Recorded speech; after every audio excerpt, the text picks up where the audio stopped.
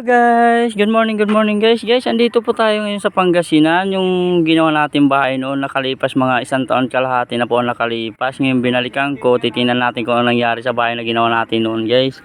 May nakatira na to guys, parang sisilipin na natin. Napakatagal na hindi natin nasisilip to guys. Galing tayong Maynila, pinuntahan pa lang natin dito para makita lang itong bahay na ginawa natin noon. Ito po guys yung service namin.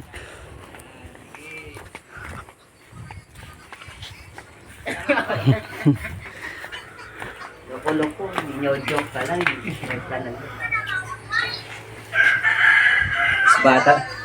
Bata pa si dito eh, sakit parang injured. Ito guys oh.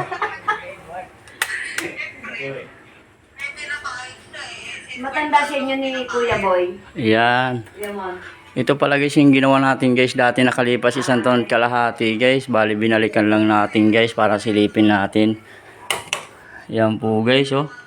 Yan guys oh. Yung ginawa natin dati guys. Isang taon kalahati nakalipas. Napakaganda pa rin guys. Wala pa rin pagkukupas yung ginawa natin noon.